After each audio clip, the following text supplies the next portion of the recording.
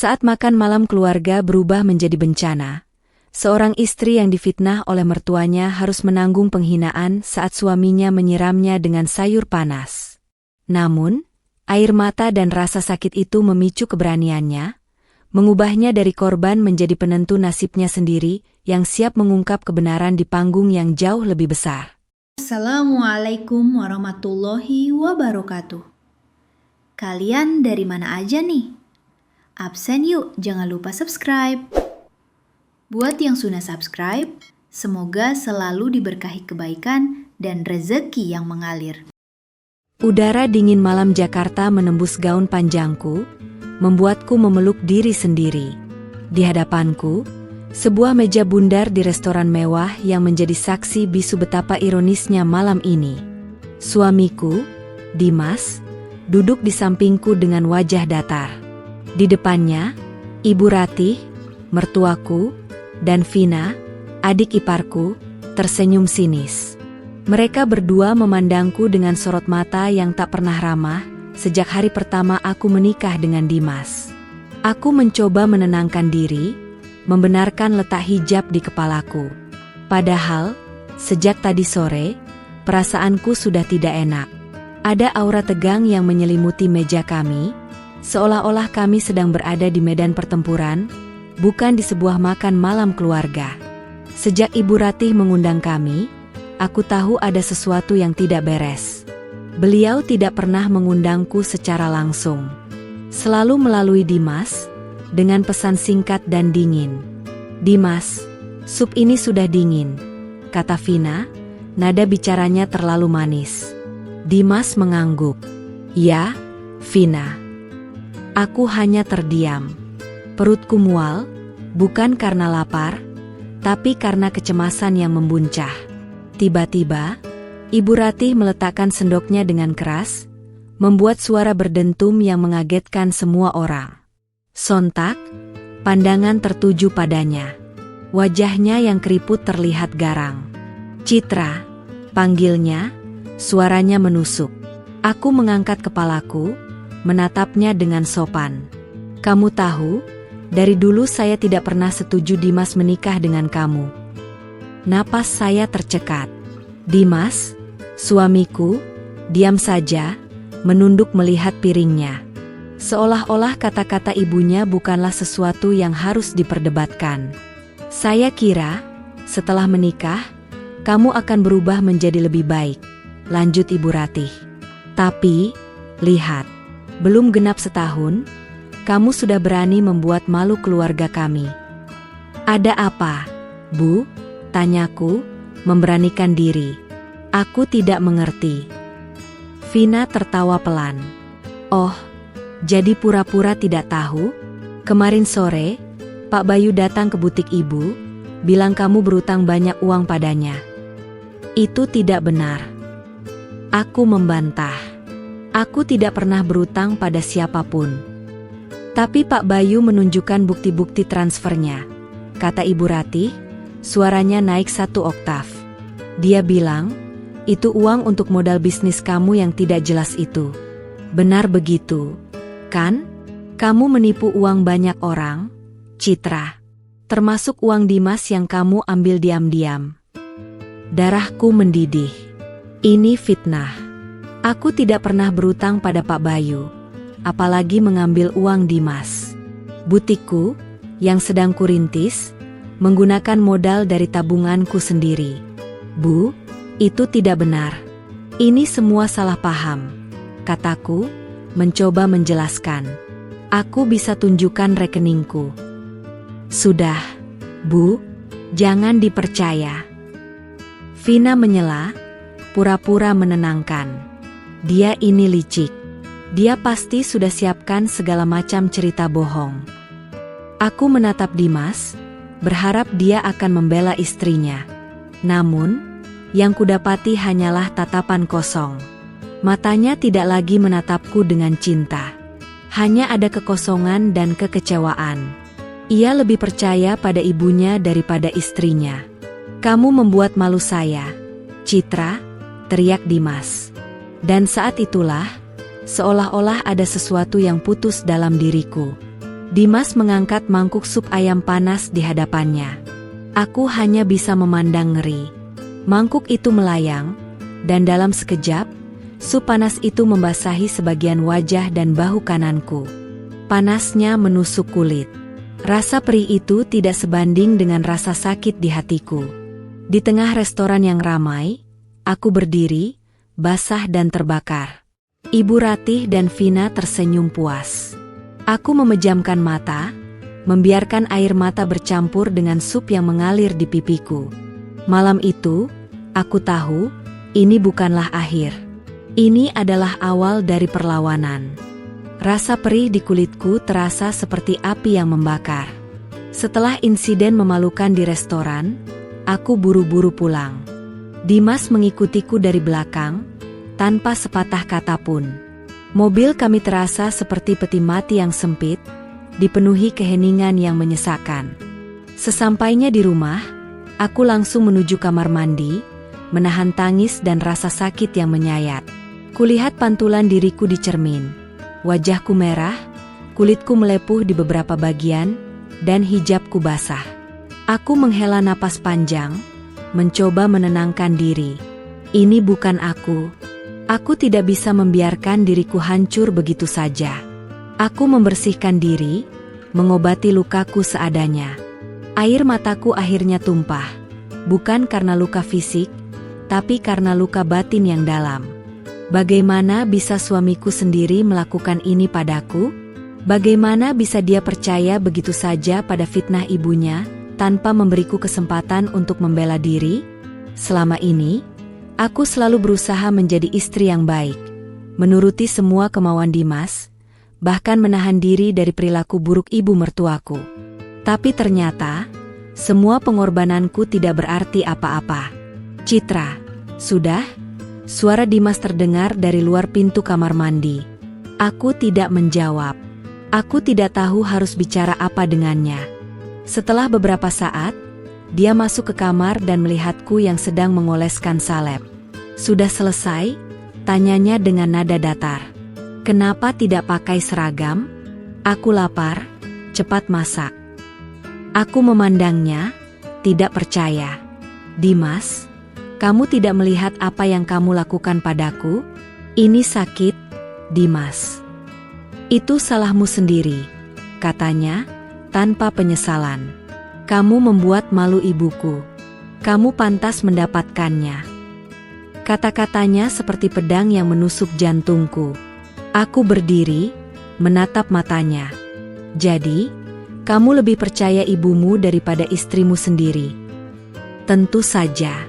Ibuku tidak mungkin bohong, jawabnya tegas. Dia tidak punya alasan untuk itu. Aku juga istrimu, Dimas. Aku juga tidak punya alasan untuk bohong. Teriakku, tidak bisa menahan emosi. Cukup, Citra. Jangan membantah. Cepat masak. Kalau tidak, besok kamu akan lihat akibatnya. Ancamnya. Ancaman itu membuatku sadar. Selama ini, aku hidup dalam ketakutan dan ancaman. Aku selalu takut kehilangan Dimas. Sampai-sampai aku merelakan harga diriku sendiri. Tapi sekarang, harga diriku sudah hancur lebur. Tidak ada lagi yang bisa aku pertahankan. Aku memandangi Dimas yang sedang sibuk memainkan ponselnya, tidak peduli dengan keadaanku. Aku sadar, aku tidak lagi mencintainya. Yang ada hanya kekecewaan dan kebencian. Aku tidak akan memasak, kataku, suaraku bergetar. Dimas mengangkat kepalanya, memandangku dengan tatapan tajam. Apa kamu bilang?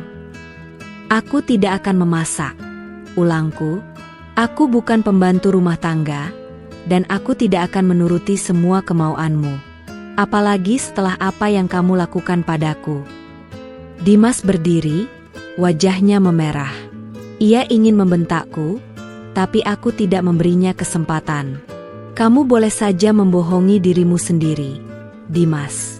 Tapi kamu tidak bisa membohongi aku. Kamu lebih percaya fitnah ibumu daripada istrimu sendiri. Kamu lebih memilih untuk membiarkanku menderita daripada mencari tahu kebenarannya. Aku tidak akan membiarkan ini terjadi lagi. Aku tidak akan diam.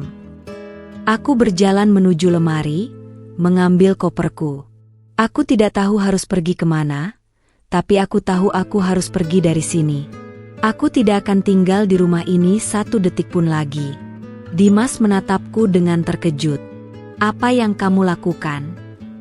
Aku akan pergi, jawabku, suaraku datar. Kamu tidak bisa, teriaknya. Kamu akan membuat malu keluarga kami. Kamu yang membuat malu keluarga kami, kataku, suaraku naik. Dan aku tidak peduli lagi. Aku akan membuktikan kebenaranku, Dimas. Aku akan membongkar semua kebohongan ibumu. Dimas terdiam. Dia tidak menyangka aku akan berani melawannya. Aku tahu, sekarang aku punya kekuatan. Kekuatan untuk membela diriku sendiri. Malam itu, aku membuat keputusan. Aku tidak akan lari. Aku akan melawan. Keesokan paginya, aku terbangun di sofa rumah sahabatku, Laras. Malam itu, aku nekat meneleponnya, dan Laras langsung menjemputku tanpa bertanya banyak. Ia melihat lukaku dan mendengarkan ceritaku dengan mata berkaca-kaca. Ia tidak menghakimi, hanya memelukku. Kamu tidak sendirian, Citra, katanya. Aku bersamamu. Kata-katanya sungguh menenangkan. Aku tahu, Laras adalah satu-satunya orang yang bisa kupercaya saat ini. Ia adalah sahabatku sejak SMA, dan ia tahu betul bagaimana perjuanganku dengan butikku. Ia tahu, aku tidak pernah mengambil uang sepeser pun dari Dimas. Jadi, apa yang akan kamu lakukan? Tanyanya, saat kami sarapan. Aku memandangi secangkir kopi di hadapanku, pikiranku berkelana. Aku tidak akan tinggal diam, Ras. Aku tahu, kata Laras. Tapi jangan gegabah. Jangan sampai kamu malah terjerumus dalam masalah baru. Aku tidak akan, jawabku. Rencana balas dendamku tidak akan menggunakan kekerasan. Aku akan menggunakan kebenaran. Aku akan membongkar kebohongan Ibu Ratih. Laras menatapku dengan tatapan penasaran. Bagaimana caranya? Aku akan mencari bukti, kataku. Aku akan membuktikan bahwa fitnah itu tidak benar. Bahwa aku tidak pernah berutang pada siapapun. Bahwa butikku menggunakan modal dari tabunganku sendiri. Laras mengangguk. Aku akan membantumu. Kami memulai investigasi kami. Kami membuka kembali semua rekening bankku, mencari bukti transfer modal butik. Kami menghubungi beberapa rekan bisnisku, termasuk pemasok kain, untuk memastikan bahwa aku tidak pernah berutang pada mereka. Semua bukti yang kami temukan menguatkan alibiku. Aku tidak bersalah. Namun, itu saja tidak cukup. Fitnah Ibu Ratih adalah tentang Pak Bayu, seorang rekan bisnis. Aku harus mencari tahu siapa sebenarnya Pak Bayu ini, dan mengapa ia berbohong. Aku tidak punya nomor teleponnya, jadi aku harus mencari tahu di mana ia bekerja. Aku akan mencari tahu di mana Pak Bayu bekerja, kataku pada Laras. Aku akan menemuinya dan bertanya langsung padanya. Kamu yakin? Tanya Laras. Bagaimana kalau dia malah menyulitkanmu? Aku tidak punya pilihan, jawabku. Aku harus membuktikan kebenaranku. Malam itu, aku menghabiskan malam dengan mencari tahu tentang Pak Bayu. Aku mencari namanya di media sosial, di situs perusahaan, dan di mana saja yang bisa memberiku petunjuk. Aku tidak tahu, tapi aku merasa ada sesuatu yang tidak beres dengan semua ini. Aku merasa Ibu Ratih dan Vina sedang menyembunyikan sesuatu. Aku akan mencari tahu apa itu. 1 minggu berlalu, dan aku berhasil menemukan alamat kantor Pak Bayu. Ia adalah seorang manajer di sebuah perusahaan properti. Aku tidak memberitahu Laras tentang rencanaku. Aku tahu, ia akan melarangku. Aku tidak ingin membuatnya khawatir. Aku pergi ke kantor Pak Bayu. Perasaan gugup menyelimuti diriku. Aku tidak tahu apa yang akan terjadi. Aku tidak tahu apakah Pak Bayu akan menemuiku. Aku tidak tahu apakah ia akan memberitahuku kebenarannya. Aku menunggu di lobi kantornya selama hampir 1 jam. Setelah beberapa kali mencoba, akhirnya aku bisa menemuinya. Kami duduk di sebuah kafe di dekat kantornya. Wajahnya terlihat bingung dan cemas. "Ada apa, Citra?" tanyanya, suaranya pelan. "Kenapa kamu menemuiku?" "Aku ingin tahu, Pak," kataku, suaraku bergetar. "Aku ingin tahu, mengapa kamu mengatakan pada Ibu Ratih bahwa aku berutang padamu?" Wajah Pak Bayu berubah menjadi pucat. Ia menunduk, tidak berani menatap mataku. Aku tidak tahu apa yang kamu bicarakan." "Jangan berbohong, Pak," kataku. "Aku tahu kamu berbohong." Ibu Ratih menunjukkan bukti-bukti transfernya. "Aku tahu, kamu tidak pernah mentransfer uang kepadaku. Itu semua fitnah." Pak Bayu menghela napas panjang. Ia mengangkat kepalanya, menatapku dengan tatapan putus asa. "Maafkan aku, Citra. Aku tidak punya pilihan." "Tidak punya pilihan?" tanyaku. "Apa maksudmu?" "Ibu Ratih mengancamku," katanya. "Ia mengancam akan menghancurkan karirku jika aku tidak berbohong." "Mengapa?" tanyaku. "Apa alasannya?" Aku tidak tahu," jawabnya. "Ia hanya mengatakan bahwa ia tidak menyukaimu, dan ia ingin kamu hancur." Aku tidak bisa berkata-kata. Aku tidak menyangka Ibu Ratih akan melakukan hal sekejam ini. Ia tidak hanya memfitnahku, tapi juga mengancam orang lain untuk menyakiti diriku. "Aku akan membantumu, Pak," kataku. "Aku akan membongkar semua kebohongan ini. Kamu tidak akan sendirian." Pak Bayu terdiam. Ia menatapku dengan tatapan takjub. Kamu benar-benar akan membantuku?" "Tentu saja," jawabku. "Kita akan membongkar kebenaran ini bersama." Kami mulai merencanakan langkah selanjutnya. Pak Bayu mengatakan bahwa ia memiliki bukti-bukti transfer palsu yang dibuat oleh Ibu Ratih. Ia juga memiliki rekaman percakapan saat Ibu Ratih mengancamnya. Aku meminta semua bukti itu kepadanya. Ia memberikannya tanpa ragu. Ia ingin bebas dari ancaman Ibu Ratih. "Terima kasih, Citra," katanya. "Aku tidak tahu bagaimana harus membalas kebaikanmu." "Cukup dengan mengatakan kebenaran," jawabku. "Kebenaran adalah satu-satunya hal yang bisa membebaskan kita." Aku pulang ke rumah Laras dengan hati yang penuh keyakinan. Aku sudah punya bukti. Sekarang, tinggal menyusun strategi untuk membongkar semua kebohongan ini. Aku tahu, ini tidak akan mudah. Tapi aku tidak akan menyerah. Aku akan melawan. Bukti dari Pak Bayu sudah di tanganku. Ada tangkapan layar percakapan Ibu Ratih yang mengancamnya, dan file audio yang menunjukkan suaranya dengan jelas. Kini, aku tidak hanya memiliki alibiku, tapi juga bukti konkret bahwa fitnah itu adalah rekayasa belaka. Aku menelepon Laras, memberitahunya semua yang terjadi. Laras terkejut sekaligus bangga. "Aku tahu kamu tidak bersalah, Cit," katanya dengan suara bergetar.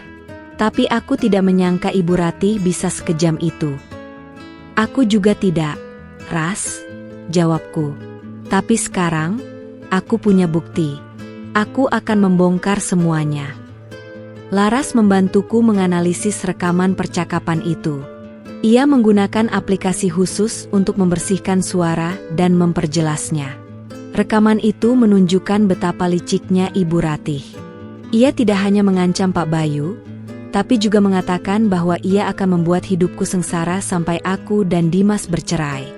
"Ini gila, Cit," kata Laras. "Dia benar-benar ingin kamu hancur." "Aku tahu," jawabku. "Tapi aku tidak akan membiarkan itu terjadi. Aku akan melawan." Aku mulai merencanakan langkah selanjutnya. Aku tidak bisa hanya mengandalkan bukti-bukti itu. Aku butuh saksi. Aku butuh seseorang yang bisa menguatkan ceritaku. Dan orang itu adalah Pak Bayu. Aku menghubungi Pak Bayu lagi. Ia menjawab teleponku dengan cepat. Aku menjelaskan rencanaku. Aku ingin ia hadir di sebuah pertemuan keluarga dan mengatakan kebenaran di depan Ibu Ratih dan Dimas. Aku tidak tahu, Citra, katanya, suaranya terdengar ragu. Aku takut. Aku mengerti, kataku, tapi kamu tidak sendirian. Aku bersamamu. Kita akan membongkar semua ini bersama. Apakah kamu yakin ini ide yang bagus? Tanyanya. Bagaimana jika mereka malah menyakitimu? Aku tidak takut lagi, jawabku. Aku sudah terlalu lama hidup dalam ketakutan. Sekarang, aku hanya ingin kebenaran terungkap. Pak Bayu akhirnya setuju. Ia mengatakan bahwa ia akan datang. Aku merasa lega. Setidaknya, sekarang aku punya satu sekutu lagi. Aku tidak lagi sendirian. Aku punya Laras, dan aku punya Pak Bayu. Kami mulai merencanakan detail pertemuannya. Aku memutuskan untuk mengundang Ibu Ratih, Vina, dan Dimas. Aku ingin mereka semua hadir saat kebenaran terungkap. Aku ingin mereka semua melihat betapa liciknya Ibu Ratih. Malam itu, aku mengirim pesan singkat ke Dimas. Aku ingin bertemu di sebuah restoran. Aku akan mengirimkan alamatnya besok. Dimas tidak menjawab. Aku tahu, ia pasti sedang berada di bawah kendali ibunya. Tapi aku tidak peduli. Aku akan tetap melanjutkan rencanaku. Aku akan membuat mereka semua datang. Aku akan membuat mereka semua melihat kebenaran. Aku akan membalas dendamku dengan cara yang elegan. Pagi itu, aku mengirimkan pesan ke Dimas dengan detail tempat dan waktu. Restoran yang kupilih bukanlah restoran biasa, melainkan tempat yang elegan dan ramai. Aku sengaja memilih tempat umum. Aku ingin memastikan semua orang bisa melihat apa yang akan terjadi. Kamu yakin dengan tempat ini? Tanya Laras, yang ikut menemaniku. Ini sangat terbuka, Citra. Justru itu tujuanku, jawabku. Aku ingin kebenaran ini tidak bisa disembunyikan. Aku ingin semua orang tahu apa yang terjadi. Aku juga memposting sebuah status di media sosial. Sederhana, tapi penuh makna. Kebenaran adalah satu-satunya hal yang bisa membebaskanmu. Postingan itu langsung mendapatkan banyak respon. Beberapa teman dan kenalan bertanya, apa yang terjadi? Aku hanya menjawab dengan emoji senyum misterius. Dalam beberapa jam, postinganku menjadi viral. Orang-orang mulai membuat spekulasi. Ada yang mengira aku sedang patah hati, ada yang mengira aku sedang berbisnis. Aku membiarkan mereka menebak-nebak. Aku ingin membuat mereka penasaran. Aku ingin mereka semua menunggu apa yang akan terjadi. Sementara itu, aku mulai menyiapkan panggung. Aku memesan sebuah meja yang besar, yang bisa menampung kami berlima, termasuk Pak Bayu. Aku juga menyiapkan sebuah flash drive, berisi semua bukti yang aku dapatkan dari Pak Bayu. Aku tidak akan membiarkan mereka merusak rencanaku. Aku juga menyiapkan diriku. Aku pergi ke salon, merapikan rambutku, dan membeli pakaian baru. Aku ingin terlihat kuat, percaya diri, dan berani. Aku tidak akan lagi menjadi Citra yang lemah, yang selalu menunduk di hadapan Ibu Ratih. Aku akan menjadi Citra yang baru, Citra yang bangkit dari kegelapan. Malam itu, aku menerima telepon dari Dimas. Citra, kenapa kamu melakukan ini? Tanyanya, suaranya terdengar marah. Kamu membuat malu keluarga kami. Aku tidak peduli, jawabku. Datang saja. Kamu akan melihat sendiri siapa yang membuat malu keluarga kita. Dimas mematikan teleponnya. Aku tahu, ia pasti sedang berada di bawah tekanan ibunya. Tapi aku tidak peduli. Aku akan tetap melanjutkan rencanaku. Malam yang dinanti-nanti pun tiba. Aku datang ke restoran lebih awal bersama Laras dan Pak Bayu. Kami duduk di meja yang telah kami pesan. Laras dan Pak Bayu terlihat cemas. "Kamu yakin ini akan berhasil?" tanya Laras. Suaranya bergetar. "Aku yakin," jawabku. "Kebenaran akan selalu menang." Aku melihat jam tanganku. Sudah hampir pukul 8 malam. Aku tahu mereka akan datang. Tepat pada waktunya, Dimas, Ibu Ratih, dan Vina muncul. Mereka semua terlihat marah. Mereka duduk di kursi yang berhadapan dengan kami. "Citra, apa-apaan ini?" tanya Ibu Ratih, suaranya menusuk. "Kenapa kamu mengajak kami makan malam? Apa kamu mau minta maaf?" "Aku tidak akan meminta maaf, Bu," jawabku, suaraku tenang. "Aku hanya ingin menunjukkan kebenaran." Vina tertawa pelan. "Kebenaran apa?" "Kebenaran kalau kamu memang bersalah." "Justru sebaliknya," kataku, suaraku datar. "Aku tidak bersalah. Kalian yang berbohong." Ibu Ratih dan Vina terdiam. Wajah mereka berubah menjadi pucat. Mereka tidak menyangka aku akan berani melawan mereka. Dimas hanya diam, menunduk melihat piringnya. "Aku sudah tahu semua, Bu," kataku, mataku menatapnya tajam. "Aku sudah tahu, kamu yang memfitnahku. Kamu yang mengancam Pak Bayu agar berbohong. Kamu yang ingin menghancurkan hidupku." Ibu Ratih memandangku dengan tatapan tak percaya. "Apa buktinya?" Aku tersenyum. "Bukti? Buktinya ada di sini." Aku mengambil flash drive dari tasku dan meletakkannya di atas meja. Di dalamnya, ada rekaman percakapanmu dengan Pak Bayu. Rekaman yang menunjukkan betapa liciknya kamu. Ibu Ratih dan Vina terdiam. Wajah mereka terlihat ketakutan. Mereka tidak menyangka aku akan sejauh ini. Aku tidak membiarkan mereka berkata-kata. Aku mengambil laptopku dan memutar rekaman percakapan itu. Suara Ibu Ratih terdengar jelas, mengancam Pak Bayu. "Kalau kamu tidak mau berbohong, aku akan menghancurkan karirmu." Suara itu sangat jelas. Tidak ada yang bisa membantahnya. Wajah Ibu Ratih dan Vina berubah menjadi merah. Mereka mencoba membantah, tapi mereka tidak bisa. Mereka hanya bisa terdiam, terkejut dan ketakutan. "Aku juga punya bukti transfer palsu yang kamu buat," kataku, mataku menatap Ibu Ratih tajam. "Kamu tidak hanya memfitnahku, tapi juga memalsukan bukti. Kamu benar-benar tidak punya hati." Ibu Ratih mencoba berdiri. "Ini semua tidak benar. Ini semua fitnah." "Diam, Bu," teriak Dimas. "Cukup. Jangan berbohong lagi." Dimas menatap ibunya dengan tatapan kecewa. Ia tidak pernah melihat ibunya seperti ini. Ia tidak pernah tahu bahwa ibunya bisa sekejam ini. "Dan sekarang, saya akan memperkenalkan saksi saya," kataku. "Pak Bayu." Pak Bayu berdiri. Ia menatap Ibu Ratih dan Vina dengan tatapan dingin. "Ibu Ratih, saya tidak tahu mengapa kamu melakukan ini. Tapi saya sudah lelah berbohong. Saya ingin kebenaran terungkap. Citra tidak bersalah. Dia tidak pernah berutang padaku." Ibu Ratih dan Vina terdiam. Mereka tidak bisa lagi membantah. Semua bukti sudah terungkap. Kebohongan mereka sudah terbongkar. Malam itu, aku merasa seperti pemenang.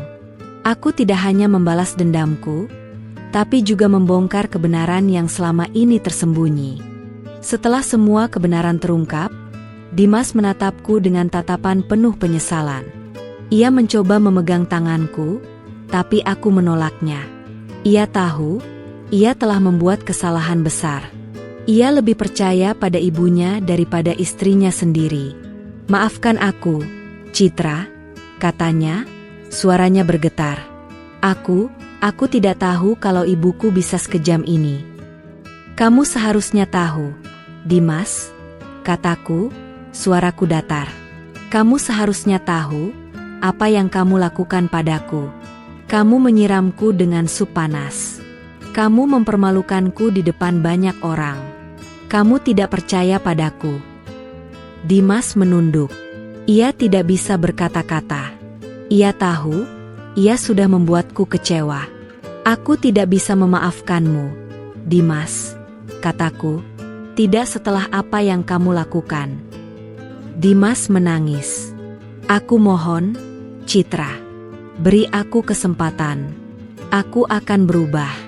Aku akan membuktikan padamu bahwa aku mencintaimu."